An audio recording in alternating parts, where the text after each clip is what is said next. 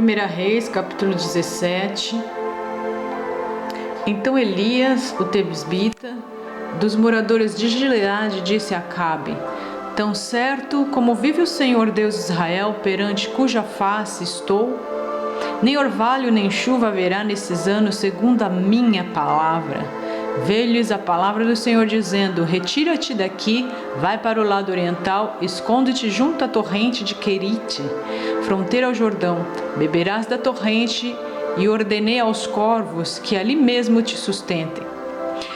Foi, pois, e fez segundo a palavra do Senhor, retirou-se e habitou junto à torrente de Querite, fronteira ao Jordão. Os corvos lhe traziam pela manhã pão e carne, como também pão e carne ao anoitecer, e bebia da torrente. Mas, passando dias, a torrente secou, porque não chovia sobre a terra. Então lhe veio a palavra do Senhor dizendo: Dispõe-te e vai a Sarepta, que pertence a Sidom, e demora-te ali, onde ordenei à mulher viúva que te dê comida. Então ele se levantou e foi a Sarepta. Chegando à porta da cidade, estava ali uma mulher viúva apanhando lenha. Ele a chamou e lhe disse: Traz-me, peço-te, uma vasilha de água para eu beber. Indo ela buscá-lo, ele a chamou e lhe disse: Traz-me também um bocado de pão da tua mão. Porém ela respondeu: Tão certo como vive o Senhor teu Deus, nada tenho cozido. Há somente um punhado de farinha numa panela e um pouco de azeite numa botija. E vês aqui, apanhei 2 cávacos e vou preparar esse resto de comida para mim e para meu filho. Comê-lo-emos e morreremos. Essa passagem bíblica, ela é muito rica em revelação. A cada vez que eu a leio, ou que eu tenho o privilégio de ouvir algum sacerdote pregando essa mensagem, esse texto, coisas novas o Senhor ele revela através dessa palavra. Aqui nós vemos Elias, o profeta, um homem que obedecia a Deus, e ele profetizou que não haveria chuva, e ele fez conforme a palavra dele. Mas por quê? Porque ele sabia o Deus que ele servia, ele tinha certeza, ele não tinha dúvidas, ele acreditava que Deus era com ele. Então por isso ele profetizou, e aconteceu porque na palavra há poder. As palavras que saem da nossa boca têm poder, e a palavra ela gera, são sementes. Esse homem ele profetizou, Deus foi com ele e Deus o honrou na sua palavra, e não choveu. Porém, o que é muito interessante que nós vemos aqui, que veio novamente para ele a palavra do Senhor. E aí lhe trouxe uma direção, aonde disse no versículo 3: Retira-te daqui, vai para o lado oriental e esconde-te junto à torrente de Querite, fronteira ao Jordão. Olha, o que eu vejo aqui, para que fosse possível esse homem ouvir a voz e a orientação de Deus, primeiramente, Deus, quando Ele quer falar conosco, Ele nos procura aonde? Na posição aonde nós deveríamos estar, na posição que Ele nos chamou, na posição o qual Ele nos colocou, na posição o qual Ele nos confiou. E esse profeta estava ali, permaneceu ali, a chuva cessou, estava em dificuldade naquela região, porém ele não cessou em aguardar novamente a orientação de Deus. Muitas vezes nós perdemos a bênção porque estamos no começo, no início, cheio de fé, e nós vamos e falamos e profetizamos, estamos cheios de energia porque vai acontecer. Porém, quando vem a primeira dificuldade, a primeira luta, a primeira escassez, aí já começa a gerar dúvida no nosso coração, aí a ansiedade toma conta, aí nós queremos fazer da maneira, queremos dar um jeitinho, queremos fazer a nossa maneira. Eu acho que não é bem por aí, eu acredito que eu estava equivocado, de repente não era isso. Mas esse homem não, ele permaneceu. Como é difícil permanecer, né? É a parte de difícil, o permanecer firme, permanecer fiel, permanecer no local aonde Deus nos confiou e falou: fica aqui, é aqui que eu quero você, é aqui que eu te coloquei, é aqui que eu vou te honrar. Esse homem ouviu então a direção de Deus, foi possível ouvir, aonde orientou ele para sair daquele local, mas saiu na hora certa, saiu debaixo da orientação de Deus, da orientação divina, porque ele estava no local certo, ele estava no caminho, ele estava no propósito. Aleluia. Nós vemos tantos exemplos na Bíblia. Jesus Cristo, quantas vezes eu acredito ele como homem, com certeza ele teve vontade de sair. Muitas vezes, se fosse possível, sair daquele momento de agonia, de desespero. Ele teve sim, ele teve. Quando ele vai orar e ele fala: Pai, se possível, passa de mim esse cálice. Mas ele permaneceu ali, porque ele sabia que era importante, ele sabia que algo iria acontecer a favor, não só dele, como toda a humanidade, porque esse era o propósito. Aleluia. E nós muitas vezes não permitimos Deus operar em nossas vidas para terminar o propósito. Elias estava ali. Quando ele recebe então essa orientação, Deus fala com ele, o Senhor fala com ele: olha, você vai para o lado oriental, esconde-te junto à torrente do Querite, fronteira de Jordão. Sabe, o nome desse local aqui, dessa cidade, pelos estudiosos, né, foi visto que existe um significado dessa palavra, que significa forma. Ou seja, Deus, quando Ele vê que algo está acontecendo, que nós estamos conseguindo permanecer, que nós estamos dando resultado, que nós estamos progredindo, que nós estamos realmente tendo fé e aguardando nele, aí é um momento que Ele vai começar a agir. É aí que Ele vai começar a agir. Aí nós temos que entrar no padrão dele, na forma de Deus, de acordo com os requisitos de Deus. Ou seja, um padrão de qualidade total, não é mesmo? E não no nosso padrão. Porque quando tudo está indo bem, quando nós estamos ali aguardando,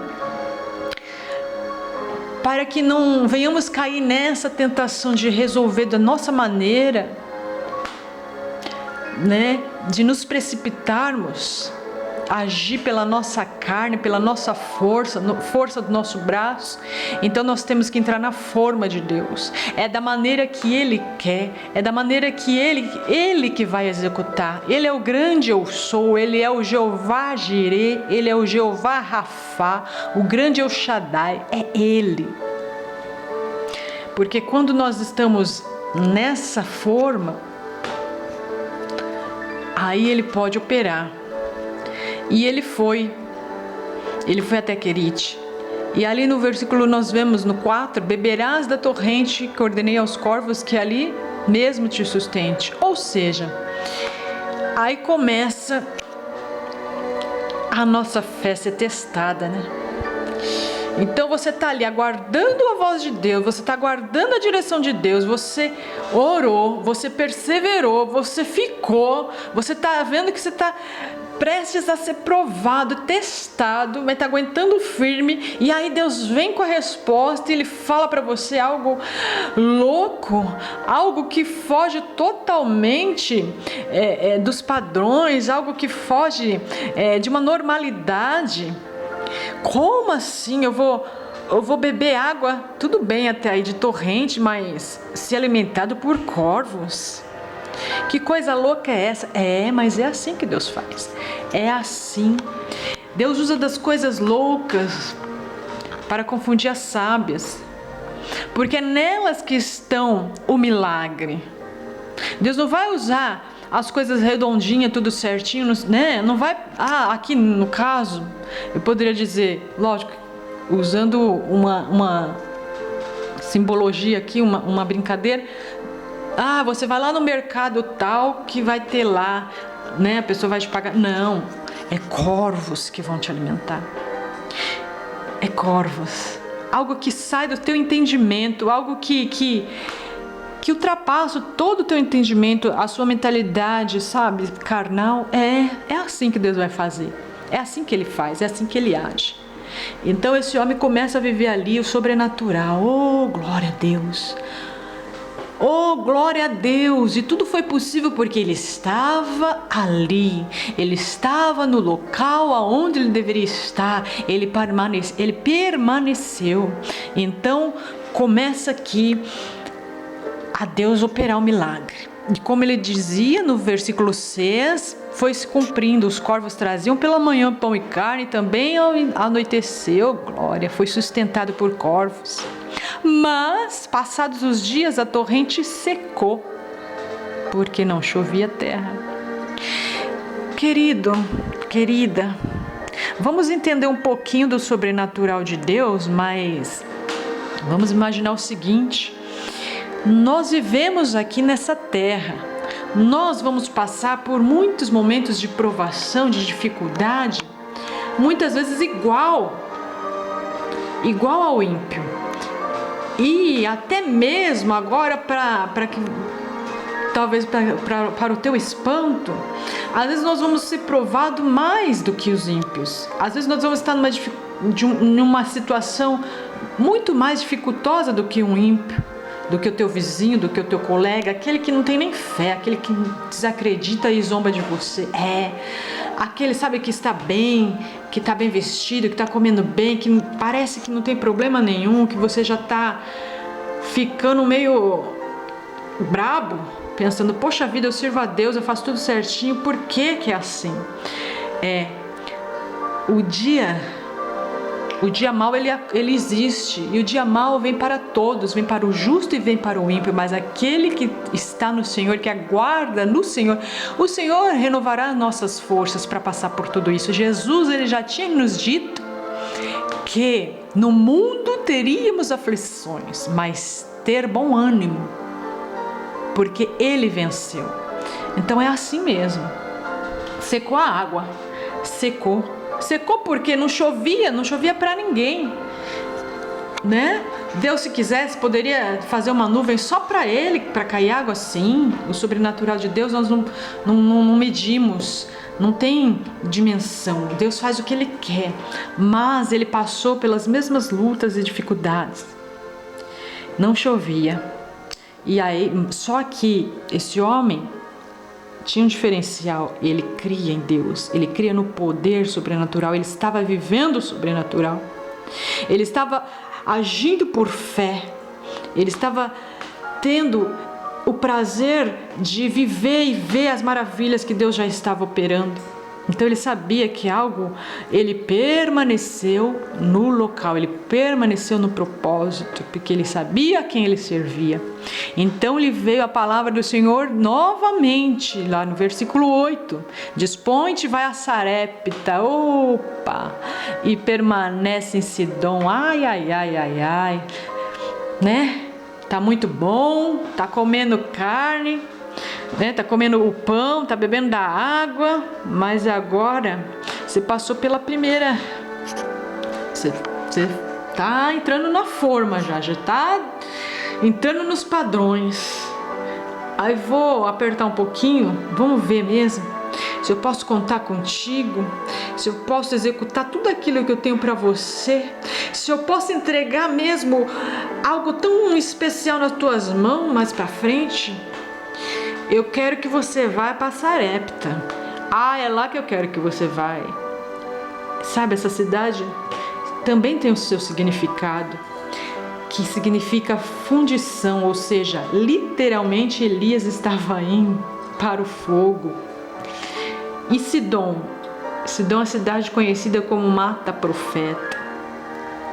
Sabe, tem algumas cidades hoje em dia que também tem esse apelido, né? Misericórdia, mas tem. Mas nós que temos a Deus, como eu disse, não importa as circunstâncias, não importa o que você esteja passando, creia, haja verdadeiramente, viva Hebreus 11, que a fé é a certeza das coisas que se esperam e a convicção daquilo que não se vê. Através da fé, os antigos alcançaram bom testemunho. Deus mandou, vá.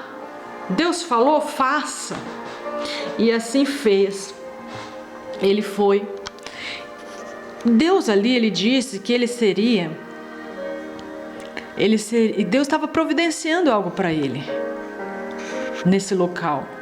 Ali ele disse que uma mulher viúva iria sustentá-lo. Então ele foi na certeza. Ele foi, né? Ele foi até lá. Mas olha, tentando aqui me colocar no lugar desse profeta, eu posso imaginar que na cabeça humana dele, porque nós não conhecemos os pensamentos de Deus, que são muito mais elevados que o nosso. Na cabeça dele, ele foi, opa, oh glória, uma mulher vai me sustentar, viúva, deve ter muitos bens, Deus deve ter preparado o melhor. Agora sim, se os corvos me serviram, imagina o que essa mulher não tem para mim. E aí ele já chegando, ele chegou e viu a mulher e veio aquela certeza, é essa, já vou de cara pedir o que eu preciso, porque se Deus preparou, ela preparou para me servir. Lá no versículo 10, no finalzinho dele, 10b, ele já chega falando, traz-me, peço-te uma vasilha de água para eu beber. Ele tinha uma necessidade já, e ele foi e lançou sobre aquela mulher a sua necessidade, porque foi Deus que preparou aquela mulher, assim como preparou os corvos. Então ele foi na convicção, na certeza que aquela mulher ia sustentá-lo. Foi isso que Deus falou. E a mulher foi, realmente, eu também acredito que essa mulher, ela deveria estar orando em sua casa, buscando uma resposta para os seus dilemas, para a sua situação. Ela buscou em oração e tenho certeza que Deus deve ter respondido para ela. Tenho certeza que Deus falou com ela. Assim como falou com o profeta, eu acredito que Deus no coração dela falou, olha, eu vou preparar um servo meu que vai vir a seu encontro. Ah, tenho certeza. E aí, olha só, isso eu estou conjectando, né?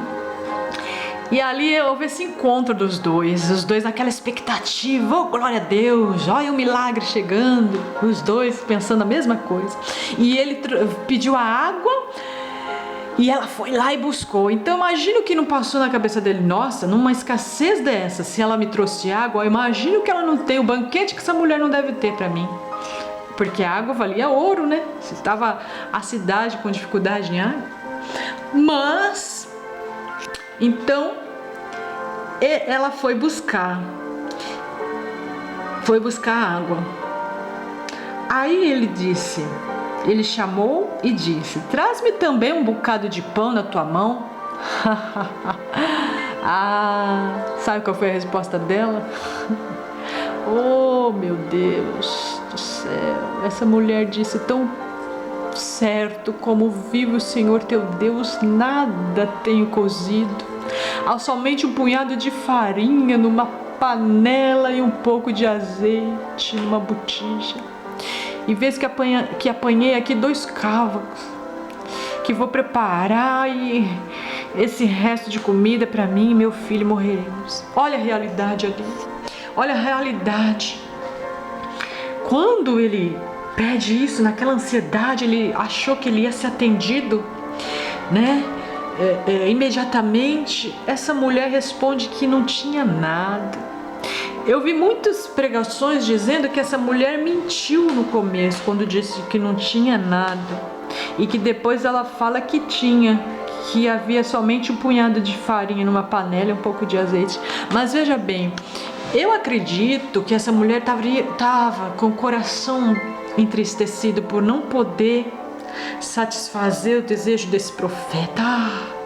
Tenho certeza, porque essa mulher não negou a água. A água ali era valiosa naquele momento também. A água que ela tinha em suas mãos, ela deu, ela foi buscar uma vasilha, ela foi lá e ela deu a água que ele pediu, mas quando ele pediu além, sabe aquele irmão, aquela irmã que não tem nem para ele, mas ele consegue dividir, ele consegue amar o próximo como o mandamento manda, ama o teu próximo como a ti mesmo. Sabe quando você quer tão bem o seu próximo, que você sente a dor dele, que você não mede esforços, que você às vezes tira do teu, você nem tem direito. Sabe aquela história dos 5 pães e 2 peixinhos do menino, que imediatamente atendeu ali um chamado, quem tinha alguma coisa, e ele foi. E aquele menino pôde participar de um milagre tão grande. Ele foi um instrumento fundamental para aquilo. Essa mulher sabia quem estava à frente dela, ela sabia que era a resposta de oração. Lógico que ela queria abençoar a vida daquele profeta. E nesse momento eu acredito que com o coração triste, entristecido, ela falou: olha, como vive, tão certo como vive o Senhor teu Deus, nada tenho cozido, nada tenho.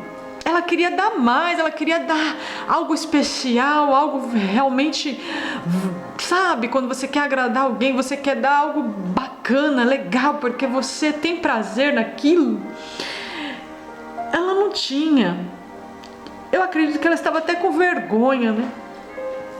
Quando ela acredito que ela ficou intimidada, envergonhada por dizer: olha, na verdade eu tenho somente um punhado de farinha numa panela, um pouquinho de azeite. Sabe, aquela viúva das moedinhas que ofertou? Pois é, era aquilo que ela tinha, mas ela deu porque era tudo que ela tinha. Ela deu com amor, ela deu com prazer, ela ofertou com o coração. Dessa maneira eu acredito que essa viúva também, ela falou: olha, o que eu tenho é isso, né? Eu ia preparar para mim, para o meu filho, é o que eu tenho. Sabe Pedro, quando é parado ali na porta do templo e ele diz: olha, eu não tenho ouro, não tenho prata, mas o que eu tenho eu te dou, recebe em nome de Jesus. É isso que essa mulher estava tentando se expressar. Oh, quanta revelação. Mas aí o profeta entendeu tudo, para que ele foi chamado. Oh, aleluia. Há um chamado tão grande, nós precisamos entender que para Deus agir, para Deus operar em nossas vidas, além de estarmos no local certo, estar no propósito, o maior propósito de Deus nas nossas vidas é ter a vida semelhante a Cristo, é sermos verdadeiramente cristãos de verdade, sabe? Estou sendo redundante, né? Mas é cristãos, porque Cristo, ele veio a essa terra e ele se doou. Ele não veio aqui receber, ele veio se entregar. Ele é um exemplo de entrega. Então o segredo está no dividir, no repartir, sabe? O dividir do pão, a comunhão. É sentir o amor a tal ponto de entender: eu posso ser um instrumento nas mãos de Deus, eu quero, esse é o meu chamado, esse é o chamado maior, esse é o propósito maior. Deus cuidou deste homem, teve zelo por ele, fez ele ser cuidado por corvos, pôs ele na forma para ficar melhor, para ir ao encontro dessa mulher. Essa mulher, ela orou, ela recebeu a resposta e ela entendeu também que ela teria que servir. E